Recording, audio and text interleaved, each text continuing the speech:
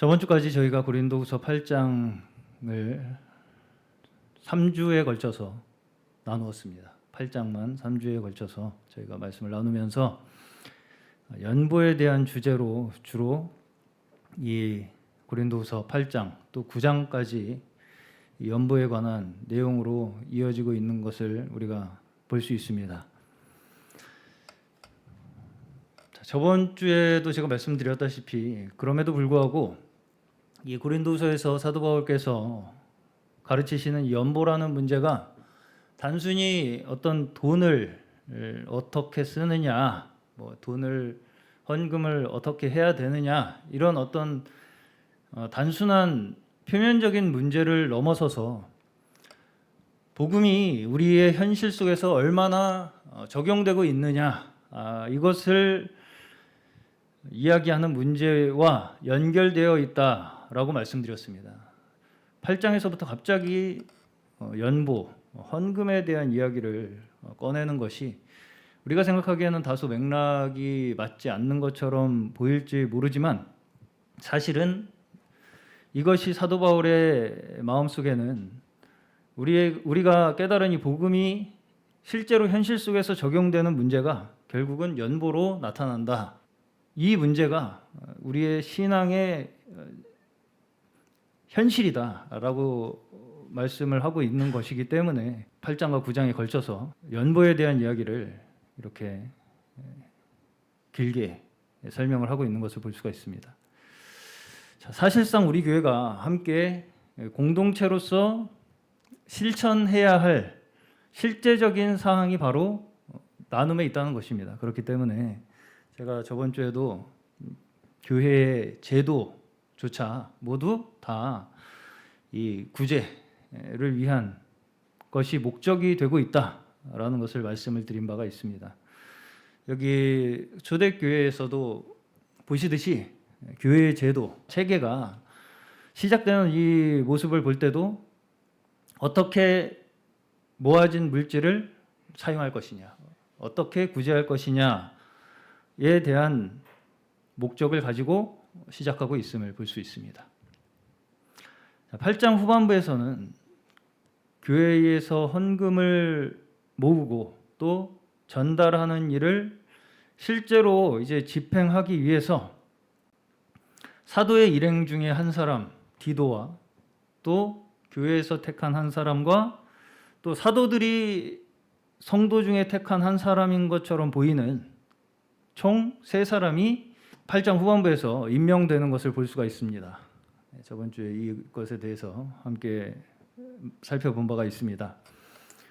말하자면은 헌금위원이죠. 헌금위원으로 임명된 3사람, 사도의 일행 중 한 사람인 디도와 또 교회에서 택한 한 사람, 그리고 분명치는 않지만 사도들이 성도 중에 택한 한 사람, 이렇게 3사람이 헌금을 모으고 또 준비하고 또 전달하는 어떤 이러한 일련의 과정들을 위해서 임명되는 것을 볼 수가 있습니다. 자, 그러면서 이제 8장 21절에 보시면 이렇게 3사람을 보내는 이 이유가 뭐라고 이야기를 하고 있냐면 우리가 하는 일이 주님 앞에서뿐 아니라 사람들 앞에서도 좋은 일을 바르게 하기 위한 것이다. 이렇게 말하고 있습니다. 그렇죠? 그리고 이것이 제가 저번 주에는 교회의 제도의 본질이다. 이렇게 말씀을 드린 바가 있습니다. 여기서 사도 바울은 선한 일에 조심하기 위해서 이러한 일을 하고 있다. 이렇게 말씀을 하고 있죠. 선한 일에도 조심하는 것이 필요하다는 것이죠. 그래서 선한 일에 조심하기 위해서 뭘 두고 있습니까? 공적인 제도를 두고 있는 것입니다. 공적인 제도. 지금 이렇게 교회에서 한 사람, 사도 중에 한 사람, 또 사도들이 세운 한 사람, 또 교회 중에 한 사람 이렇게 3명을 임명을 해서 그 일을 맡기는 것은 이 일을 공적으로 하겠다는 얘기입니다. 사도가. 그렇죠? 사사롭게 처리하지 않겠다는 얘기예요. 자, 다시 말해서 저희가 생각하기에는 사도 바울이 그렇게 하겠다고 하면 하는 거지. 뭘 그렇게 이 사람 저 사람 세워가지고 그렇게 또 임명을 해갖고는 교회가 또 한 사람 택하게끔 해갖고 그렇게 하냐. 그렇게 생각할 수 있겠지만 사도 바울은 그런 식으로 일을 하지 않는 것을 볼 수가 있죠. 다시 말해서 내가 하고 있는 일이 아무리 그 뜻이 선하고 내가 생각하고 있는 그 목적이 아무리 정당하다 할지라도 그냥 다 내 마음 알겠지 하면서 사사롭게 일을 하는 것이 사람들에게 뭐가 될 수 있다는 것입니까? 시험이 될 수 있다는 것입니다. 그래서 조심해야 된다는 것이죠. 사람들에게 아무리 내가 좋은 뜻으로 정당한 목적으로 그 일을 한다고 할지라도 그것이 사사로운 일이 될 때, 개인적으로 내가 그냥 그렇게 좋은 마음으로 하면 되지라고 하는 어떠한 그런 일이 될 때, 그러한 것들이 사람들에게 시험이 될 수 있기 때문에 이것을 조심해야 한다라고 얘기를 하고 있는 것입니다. 그래서 공적으로 최선을 다해서 사도 바울은 여기서 공적으로 이 일을 처리하고자 하는 거예요. 그 일에 어떤 사람도 우리를 비난하지 못하게 하려고 조심한다라는 것이죠. 누가 사도 바울이 이렇게 하겠다는데 비난을 해? 이렇게 생각하지 않았다는 것입니다. 사도 바울은 감히 내가 지금 하겠다는데 누가 지금 나한테 돌을 달아? 그런 식으로 일하지 않았다는 거예요. 자, 교회 제도의 첫 번째 목적은 구제라고 말씀드렸습니다. 교회 제도가 있는 첫 번째 목적은 구제예요. 모든 제도의 첫 번째 목적은 구제입니다. 구제. 저희가 가지고 있는 어떠한 제도든 운영위원회든 전도회든 교육부서든 어떤 제도든 다 구제입니다. 공동의회든 저희는 온가족회의로 바꿨습니다. 온가족회의든. 그래서 이제 그렇게 여러 제도들을 우리가 도입해서 운영하는 모든 목적은 구제에 있다는 거예요. 구제. 구제가 무엇입니까? 주변에 있는 어려운 성도들, 연약한 성도들을 돌보는 것이 구제죠. 자, 근데 그 구제가 어떻게 이루어지는 것이 합당하다는 것입니까? 여기서 보시면 형평성 있게 공적으로. 이것을 그냥 사적으로 내가 그냥 돌보고 싶은 사람 돌보고 사적으로 그냥 내가 그냥 좋아하는 사람만 돌보고 이런 식으로 내버려 두는 것이 아니라 사도는 공적으로 이 부분에 있어서 사람들이 이것에 대해서 누군가가 비난을 받지 않도록 하기 위해서 조심해서 일을 한다는 거예요. 자, 아무리 여기서 바울이라고 해도 이번에 교회에 해야 할 일이 이렇게 있으니 여러분은 당연히 내 뜻에 따라주실 것이라고 생각합니다 하면서 그런 식으로 사도 바울이 교회에 헌금을 요구하거나 헌금을 독려하는 식으로 그렇게 하고 있지 않습니다. 고린도후서 1장 마지막 절에서는 사도 바울이 교회에 대한 태도에 대해서 전제를 깔고 시작하는 게 있습니다. 고린도후서 1장 마지막에 보시면 너희의 믿음을 주관하려는 것이 아니라 오직 기쁨을 돕는 자가 되기 위한 것이 사도 바울이 교회에 대한 기본적인 태도라는 거예요. 자, 그러면 어떻게 하면 우리가 주관하는 것이 되겠습니까? 그 사람의 믿음을 주관하게 될 수 있는 위험성, 그 사람을 당연하게 생각하는 겁니다. 당연하게 생각하는 거예요. 당연히 해야지 너는. 누군가에 대해서 그렇게 당연하게 생각하고서 요구하기 시작하는 순간 그 사람의 믿음을 내가 주관하게 되기 시작하는 거예요. 자, 그렇기 때문에 교회는 물론 믿음이 우선이 되어야 하겠지만 그렇다고 해서 교회가 무조건 묻지도 따지지도 말고 시키면 시키는 대로 해. 이게 순종이야. 라고 하는 것도 매우 위험한 생각입니다. 위험한 생각이에요. 그게 순종이 아닙니다. 제가 저번 주에도 말씀드렸다시피 순종이라는 것은 하나님께서 우리의 삶에 우리의 인생에 함께하고 계시고 우리의 어떠한 어려운 상황 속에서도 우리를 가르치고 계시고 인도하고 계신다는 그 믿음이 순종입니다. 누구 말을 누가 듣고 안 듣고가 순종이 아니에요. 그렇죠? 근데도 이제 우리는 어떻게 생각을 하기가 쉽냐면 어떤 문제가 있어, 어떤 결정해야 될 사안이 있어. 그러면 거기에 대해서 온 교회가 만장일치 100% 의견 일치가 안 되면 아이고 우리 교회가 순종을 못하네 이렇게 생각하기가 쉽다는 것입니다. 자, 만장일치가 가장 잘 되는 지구상에 나라가 있습니다. 어디입니까? 저 윗동네. 윗동네. 거기는 만장일치 안 나오면 쥐도새도 모르게 저기 어디죠? 아오지로 끌려갑니다. 일가가 사라지는 동네가 윗동네입니다. 그렇죠? 만장일치 안 나온다고 해서 그게 순종이 아니다 이런 식으로 생각하기 시작하면 그렇게 되는 거예요. 자, 우리의 순종은 오히려 나하고 조금 의견이 다르고 그 이루어져가는 과정이 내 생각대로 순탄하게 원만하게 이루어지지 않는다 할지라도 그 가운데 하나님께서 우리와 함께하고 계시다는 것을 믿는 거예요. 그 가운데에서조차 하나님께서 복음의 능력으로 우리 가운데서 일하실 것을 믿는 것이 순종입니다. 내 생각대로 의견이 쫙 모아지지 않으면 이거 순종 아니네 이거. 내 의견하고 다르면 이거 순종 아니야. 이런 식으로 하는 것이 결코 순종이 아닙니다. 누구 한 사람의 뜻대로 일치단결돼서 어떤 한 목적을 가지고 일사불란하게 움직이는 그러한 것은 뭐 윗동네뿐 아니라 성경에서도 창세기에서 바벨탑을 짓던 장면에서 나옵니다.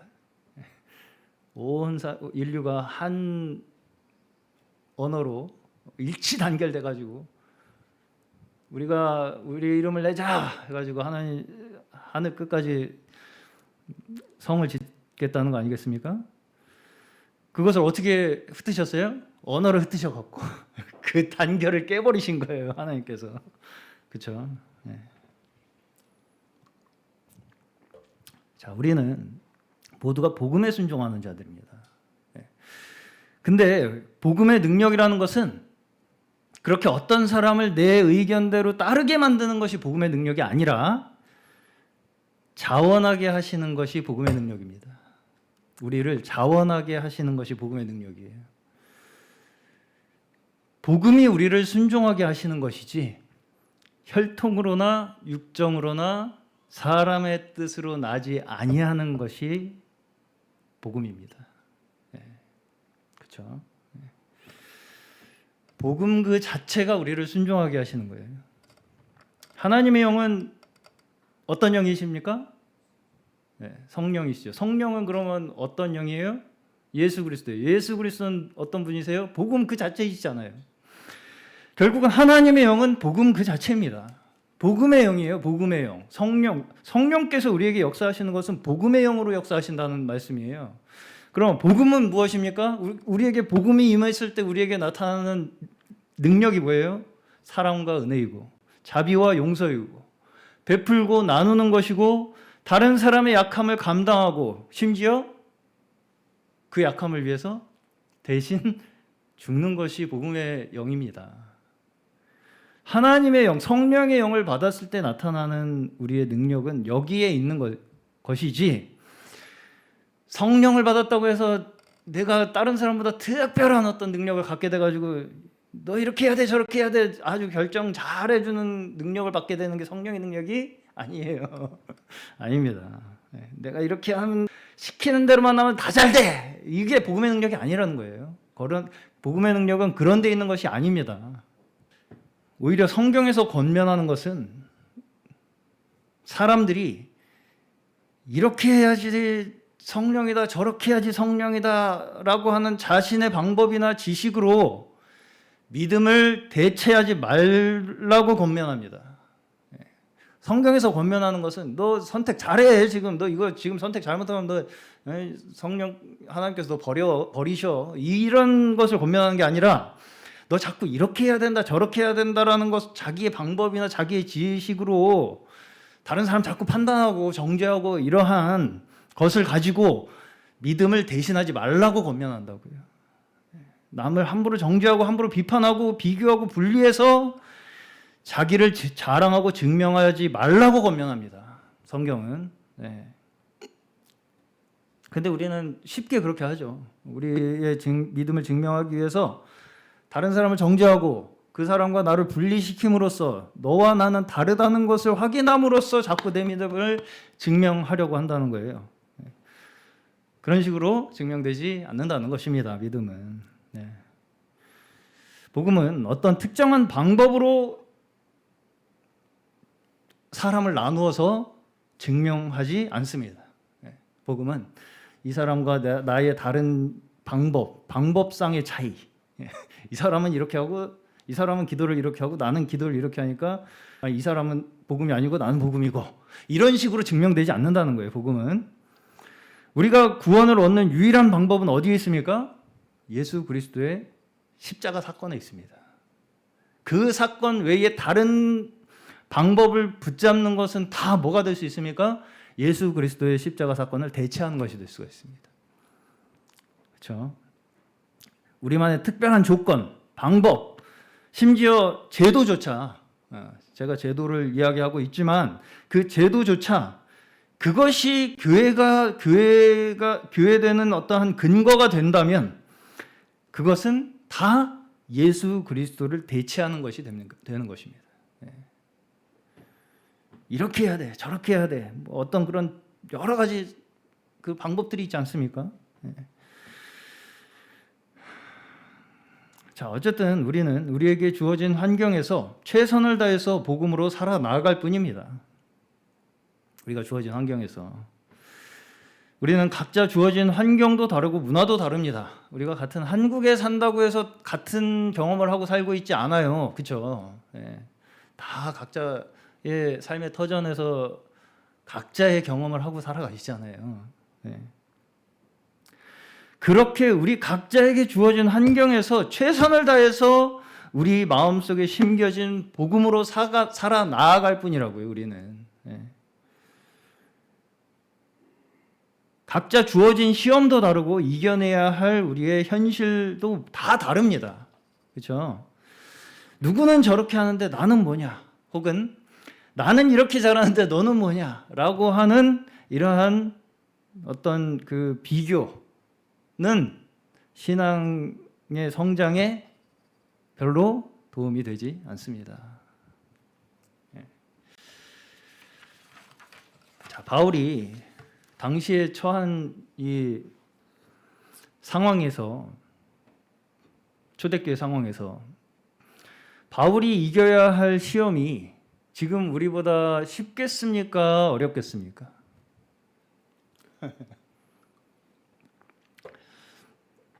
네, 제가 이 질문을 드리는 것은 함정 질문입니다. 이것을 비교하는 것 자체가 무의미한 비교예요. 왜? 하나님께서는 각자 감당할 시험을 주시기 때문이에요. 네. 자, 당시에 초대교회를 부르시고 바울을 부르시고 초대교회를 부르셔서 복음을 증거하게 하신 게 누구예요? 하나님이시죠. 네. 그렇게 하나님께서 당시에 바울을 사용하시고 초대교회를 사용하셔서 복음을 증거하게 하셨듯이 지금 2024년 대한민국에 사는 우리 또한 이 우리의 현실 속에서 동일하게 하나님께서 부르셔서 복음을 증거하게 하고 계시는 것입니다. 누구보다 내가 믿음이 좋니 나쁘니 하는 그러한 평가들은 그다지 큰 의미가 없어요. 중요한 것은 무엇이냐면 지금 내 현실에 복음이 얼마나 적용되어지고 있느냐가 중요한 것입니다. 지금 내 현실. 자, 저번 주에 이제 원로 목사님께서 몽골에 다녀오셨습니다. 수요일 날 그래서 이제 몽골에 다녀오신 분들께서 몽골 교회의 아주 그 아름다운 상황을 보고 기뻐하시는 것을 들었습니다. 저도 너무나 기쁘고 감사드리는 일입니다. 몽골 교회가 믿음 안에서 잘 성장하고 함께 그렇게 안정이 되어가는 그러한 모습들은 우리 모두의 일이고 모두가 기뻐해야 할 일이라고 생각합니다.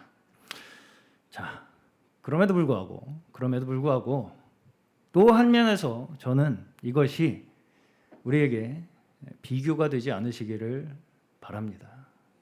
이게 비교할 수 있는 문제가 아니에요. 저 사람들은 저렇게 잘하는데 우리는 이게 뭐냐. 그렇게 생각할 문제가 아닙니다. 자, 바울은 고린도 교회가 그렇게 문제가 많았음에도 불구하고 고린도 교회를 어떻게 이야기합니까? 이미 그들 가운데 뿌려진 그 복음이 그들을 믿음으로 이끌 것이라는 믿음을 가지고 교회를 바라봤어요. 그렇죠? 그들이 이미 믿음에 섰다 이렇게 얘기를 합니다. 너희는 이미 믿음에 섰다. 자, 각자에게는 감당할 시험과 상황들이 다 따로 있습니다. 그래서 우리가 해야 할 것은 저는 뭐라고 생각을 하냐면 우리 각자 서로가 하나님께서 우리 각자의 자리에 두신 자리에 역사하시기를 기도해 주시기를 바랍니다. 자, 초대교회를 보더라도 그들 가운데서 사도 바울과 같은 훌륭한 지도자들이 있었죠. 초대교회는 부럽지 않습니까? 사도 바울 예수님의 직속 제자들이 가르쳤잖아요. 또 사도행전을 보시면 그렇게 기적적인 성령의 어떠한 능력들이 나타나고 그랬던 그 상황들은 초대교회가 우리보다 잘나서가 아니에요. 아닙니다. 오히려 그때는 우리가 갖고 있는 뭐가 없었습니까?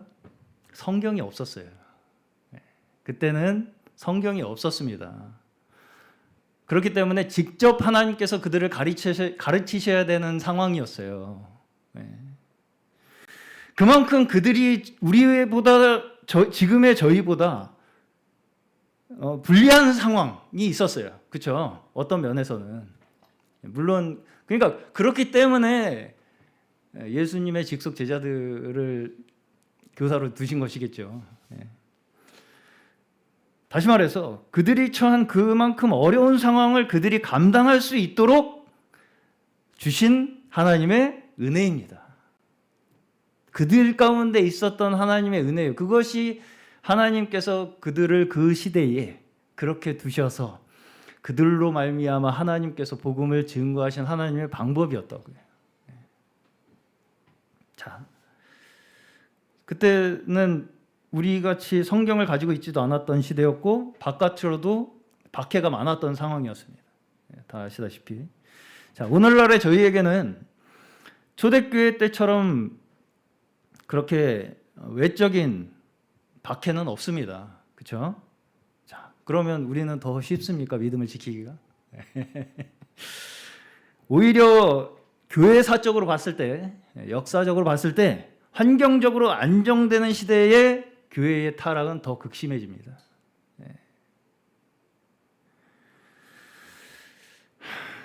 저는 지금 우리가 이겨야 할 시험과 고난 또한 결코 만만치 않다고 생각합니다. 한국의 시험이 있고요. 부천의 시험이 있고요. 그렇죠?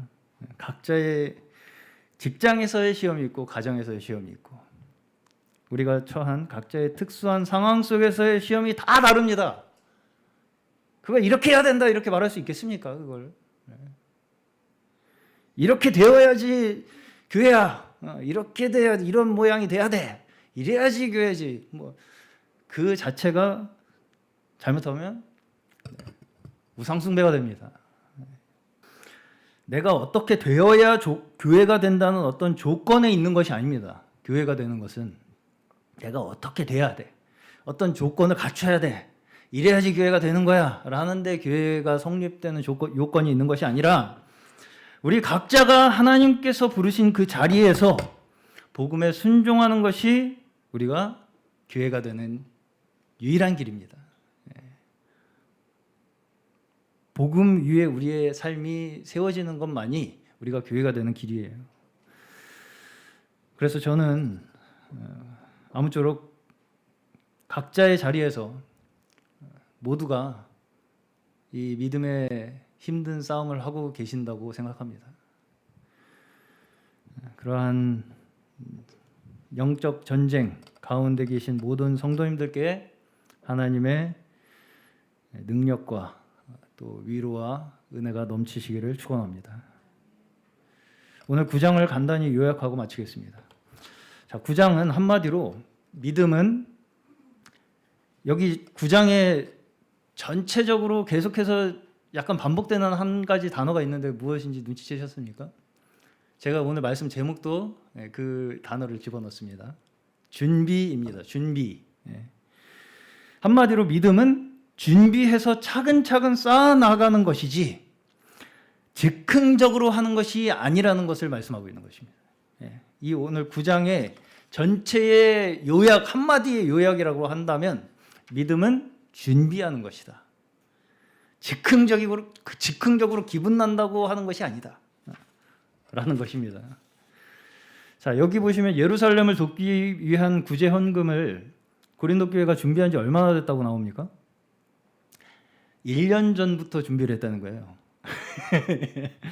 1년 전부터 지금 예루살렘 교회는 힘들어 죽겠는데 1년 동안 준비를 하고 있었다는 거예요. 자, 우리가 생각하기에 구제 헌금이면 바로바로 보내야지, 그 급한 사람들이 있는데 거기, 그렇죠? 근데 1년 전부터 준비를 계속 하고 있었다는 거예요. 근데도 이제 그게 준비가 충분치가 않다고 생각이 드니까 지금 사도 바울이 어떻게 하고 있습니까? 디도 일행을 보내서 어떻게 해요? 준비를 독려하기 위해서 보내고 있는 거예요.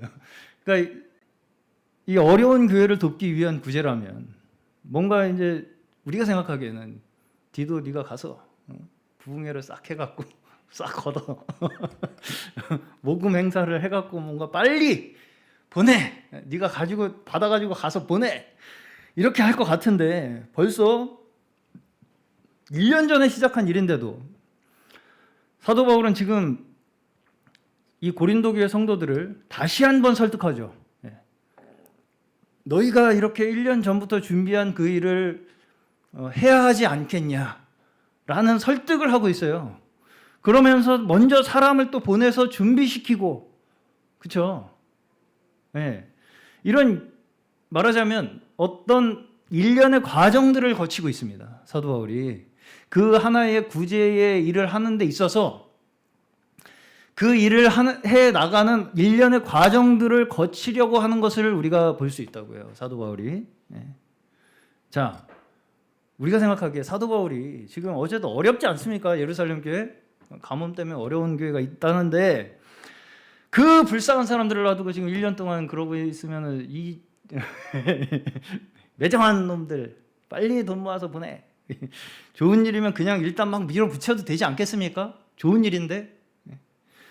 근데 왜 사도 바울은 이렇게 절차들을 거치려고 합니까? 오래 걸리는데도 1년이면 굶어 죽었겠어요. 왜 이렇게 거치겠어요? 이런 절차들을. 고린도후서 9장의 전체적인 내용을 미뤄 봤을 때 한마디로 그들에게 자원하게 하기 위해서예요. 왜 이런 절차들을 거치느냐? 자원하게 하도록 하기 위해서. 고린도 교회 성도들이 나누는 일에 있어서 자원하게 하도록 하는 것입니다. 교회에서 우리가 하게 되는 이러한 일들에 대해서 그 원인이 어디에 있다라는 것이냐면 내가 돈이 좀 있어서 돈이 남아 돌아가고 이거 좀 줘도 난 상관없으니까 줘. 이런 식으로 우리가 나누는 것이 아니라 은혜에 의해서 나누는 것이라는 걸 성도들에게 다시 한번 각인을 시킴으로써 그들의 기쁨을 돕기 위해서, 그러니까 은혜에 의해서 드리게 되는 것은 성도들이 기쁨으로 나눌 수 있게 되는 거예요. 그렇기 때문에 그들의 기쁨을 돕기 위해서 느리더라도 좀, 우리 성질에 안 맞더라도 좀 거쳐야 할 절차를 거쳐서 조심해서 일을 처리해 나가는 것입니다. 네. 그래서 뭘 목적하는 거예요? 고린도 교회 성도들이 그거 뭐 돈 내라고 하는 것을 은혜로 다시 돌려서 우리가 왜 나눠야 하는 것인가에 대한 그 이유를, 목적을 은혜로 돌려서 우리가 하는 일에 대한 기쁨을 되찾게 해주기 위해서 이 모든 절차들을 거치고 있는 거라고요. 좀 시간이 걸리더라도. 네. 자, 우리는 자칫하면 어떻습니까?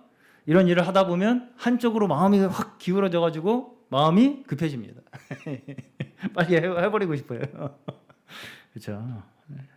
뭔가 우리 앞에 딱 뭔가 해야 할 미션이 딱 주어지면 그 미션 자체가 이제 목적이 되어버려 가지고 그 과정에서 사람들을 헤아리고 이렇게 함께 해나가는 그 과정들을 소홀하게 되기가 쉽습니다. 한마디로. 예. 자, 지금 예루살렘 교회, 어려운 교회를 돕는다는 거 급합니까? 안 급합니까? 급하죠. 그거 급한 일입니다. 지금 예. 우리가 결정해야 하는 일은 아무것도 아니에요. 그렇죠? 지금 어려워가지고 밥 굶는 성도들이 거기 있다는데 이게 훨씬 급한 일 아니겠습니까? 절박한 상황이죠. 그럼에도 불구하고 그 일 자체에 목적을 두지 않는다는 거예요. 사도 바울은 그렇게 절박한 상황인데도 불구하고 그 예루살렘 사람들 얼마나 불쌍하냐. 너희 지금이라도 빨리 안 보내면 니네 벌 받는다 진짜. 이런 식으로 동정심을 유발한다던가 뭔가 감정을 자극해서 헌금을 하도록 하지 않습니다. 한마디라도 없죠. 한마디도 없어요. 그런 식의 내용이. 예루살렘 교회가 얼마나 어렵고 궁핍하고 그래서 니들이 도와야 되고 이런 얘기는 없습니다. 다 뭐예요? 마땅히 우리는 나눠야 하는 자들이라는 얘기밖에 없어요. 네. 그렇죠? 네. 다시 말해서 참여하는 자들이 그 일에 대해서 최선을 다해서 기쁨으로 은혜로 참여할 수 있도록 하는 그 과정 자체가 사도 바울의 중심에 있다는 것을 우리가 볼 수 있어요. 네. 그러니까 뭘 해야 한다 말아야 한다가 아니고 그것을 해나가는 그 모든 전체적인 과정 속에서 우리 모두가 최선을 다해서 기쁨을 가질 수 있도록 추구하는 거예요.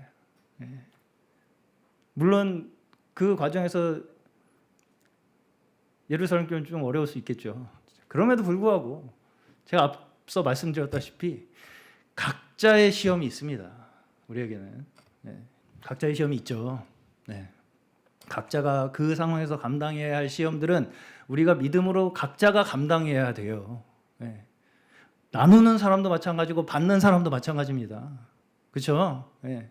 내 마음이 거기에 쏠린다고 해서 다 무시하고 그냥 이 돈 뺏어가지고 이 돈 여기다 갖다 주고 이런 식으로 해서 해결되는 일이 아니라는 것입니다. 아니라는 것입니다. 그렇죠? 네.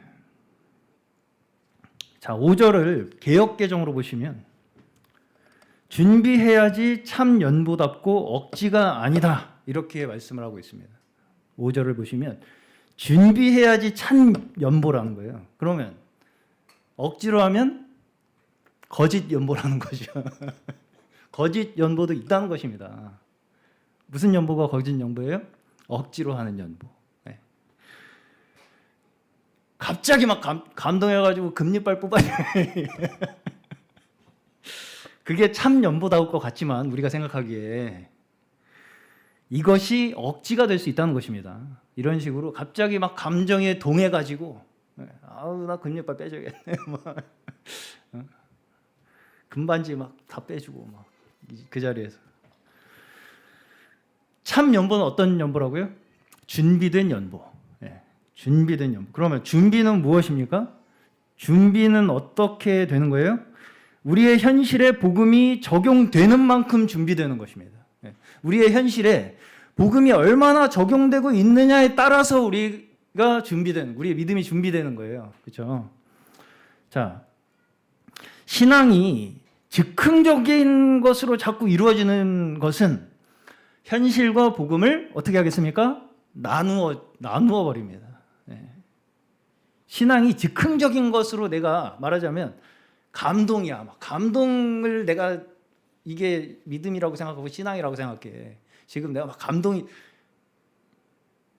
감동이 되어야만 예배에 오십니까? 감동이 있어야 돼. 오늘 예배 오는데 오늘 성령의 감동이 없어가지고 못 오겠네. 오려고 하는데 한번 주님께서 예배를 가라고 하시나 가지 말라고 하시나 오늘 느낌이 어떤가 이렇게 좀 보시고 오십니까? 그건 믿음이라고 말하기가 어려워요. 그렇죠? 그런 식으로 우리가 신앙을 즉흥적인 어떤 우리의 마음이나 막 느낌이나 막 그런 느낌 막 그런 거 이제 말씀하시는 분들 많이 있거든요. 느낌이 좋아야 된다. 그래서 느낌이 좋은가 안 좋은가를 항상 이렇게 이제 곤두세워 가지고 그거에 따라 해야지 이게 성령의 인도하시는 거다. 이런 식으로 이제 하시는 분들이 있는데 그렇게 하는 신앙생활은 현실과 복음을 믿음을 어떻게 한다고요? 분리시킬 위험성이 있다는 거예요. 분리시킵니다. 어떤 한 순간에 꽂혀버려요. 우리의 믿음이. 그 외에 다른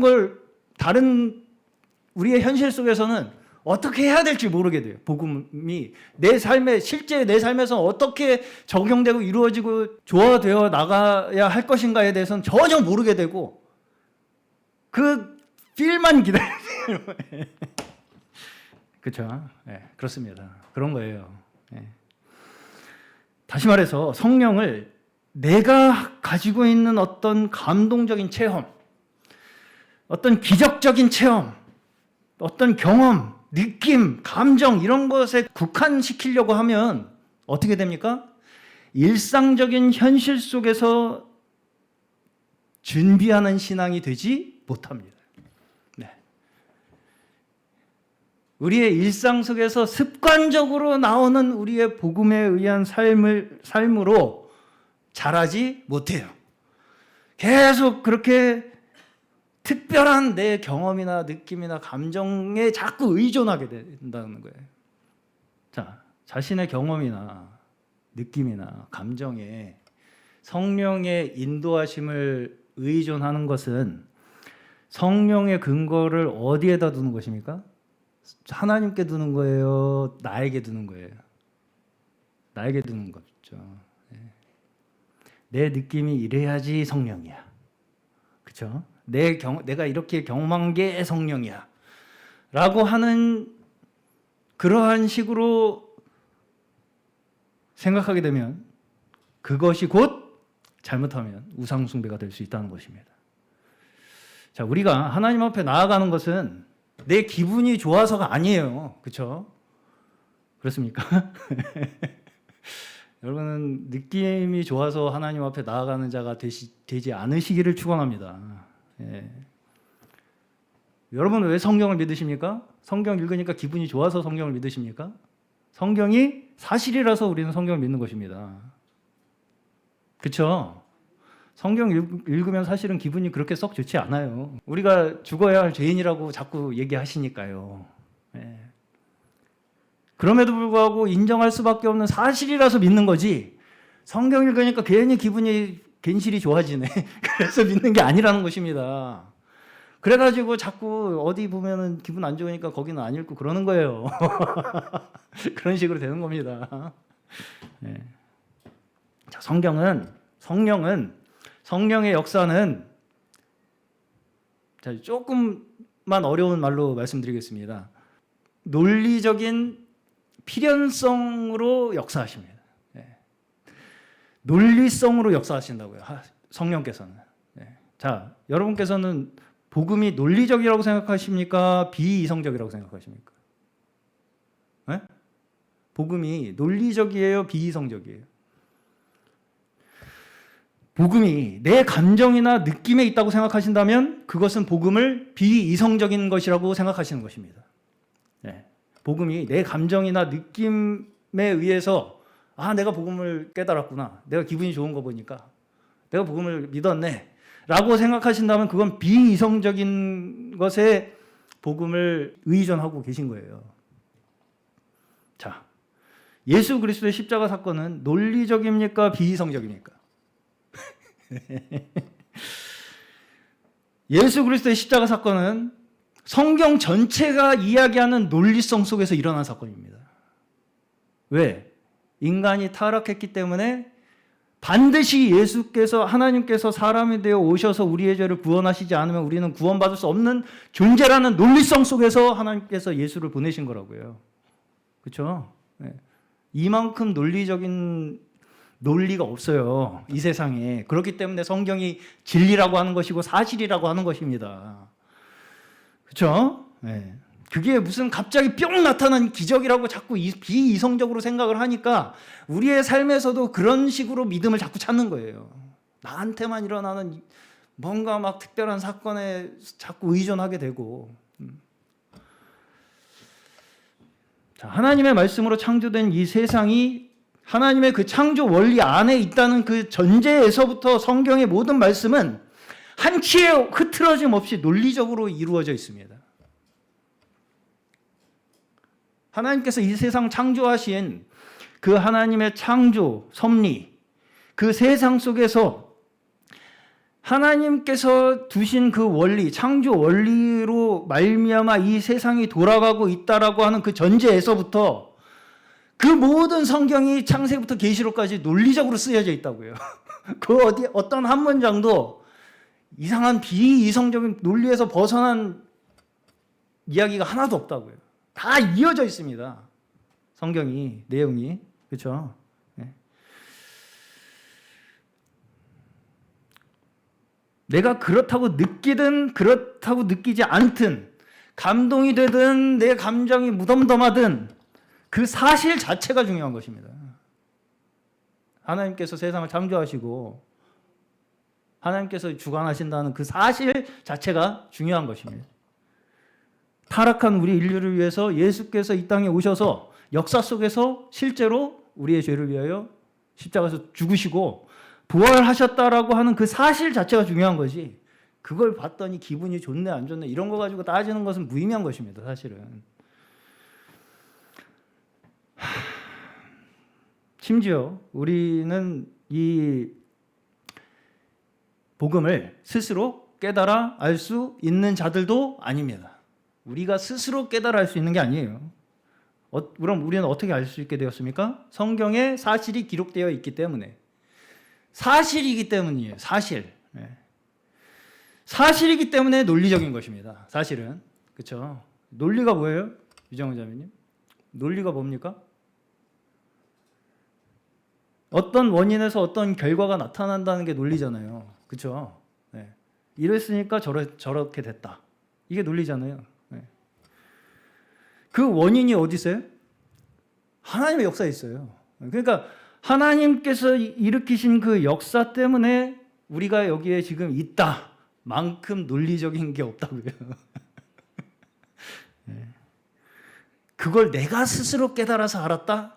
네. 이해해서 알았다? 여기에는 과정이 있으니까 없습니까? 없어요. 내가 깨달아서 알았다. 내가 이해해서 알았다라는 것에는 과정이 없다고요. 원인과 결과가 없다고. 그냥 내가 혼자 안 거죠. 네. 그래서 깨달음을 중시하는 종교들에서는 삶의 과정이 없습니다. 그냥 내가 지금 빡 깨달으면 끝나는 거예요. 네. 그런 식으로 생각하는 것입니다. 나는 깨달은 자, 끝. 네. 그런 식으로 되는 것입니다. 그러나 인간은 스스로 내가 깨달았다라고 하는 완료를 할 수 있는 존재가 아닙니다. 왜? 우리는 스스로 존재하는 자들이 아니기 때문에요. 피조물이기 때문에요. 네.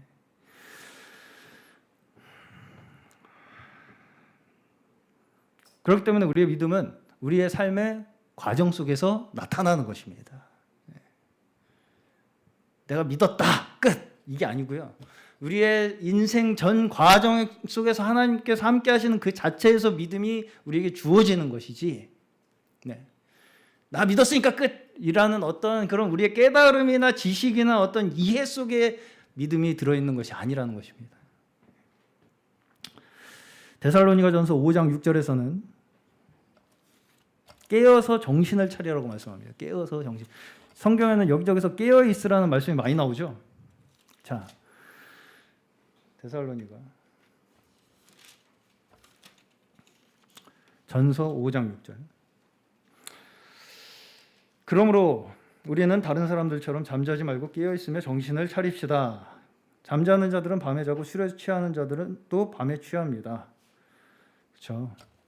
자, 여기 보시면 정신을 차리고 깨어서 정신을 차리는 것과 대조되는 것이 무엇입니까? 술 취하는 자들이죠. 자는 자들, 술 취하는 자들. 네. 다시 말해서 우리가 주로 기분에 따라 행동하는 때가 언제입니까? 내가 오늘 기분이다, 한턱 쏜다. 언제예요? 술 취했을 때. 술 취했을 때 용돈 달라 그러면 많이 주시죠. 깨어서 정신을 차리라는 말이 내가 지금 어떤 느낌인가 잘 느끼라는 말이 아닙니다. 아니에요. 내가 지금 어떤 느낌인가, 내가 어떤 감정인가. 내가 지금 느끼는 감정이나 내 느낌에 의존하는 것은 과정을 무시하는 것입니다. 네.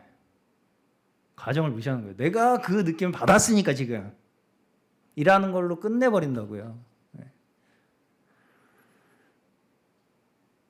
술 취하는 것은 뭐예요? 시간을 단절시키죠. 그렇죠? 네. 그 술 취한 그 시간 동안 정신이 혼미해진 그 시간 동안은 내 시간이 사라지잖아요. 자, 한마디로 내가 느끼는 감정이나 내 느낌에 의존하는 것은 술 취하는 것과 똑같아요. 어떻게 똑같아요? 내 시간을 날려버리는 것이죠. 끊어버려요. 단절시켜버려요.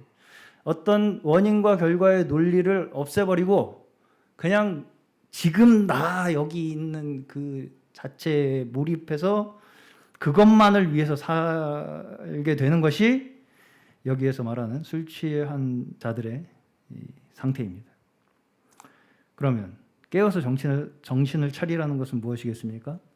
나에게 주신 모든 상황과 그 모든 과정과 시간을 두 눈 똑바로 뜨고 복음으로 지켜보라는 것입니다. 믿음의 눈으로 바라보라는 것이 깨어서 정신을 차리라는 말씀의 의미입니다. 그 시간을 바라보라는 거예요.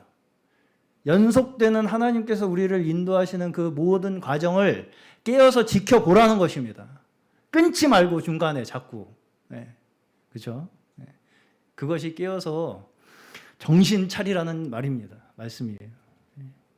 그래야만이 우리의 믿음이 현실에 더 속속들이 적용되어 나가기 때문입니다. 오늘 저희 모두가 이렇게 성령께서 저희를 준비시킴으로 말미암아 복음의 인생으로 한 걸음 한 걸음 더욱 이루어져 가시는 저희 되시기를 주의 이름으로 축원합니다.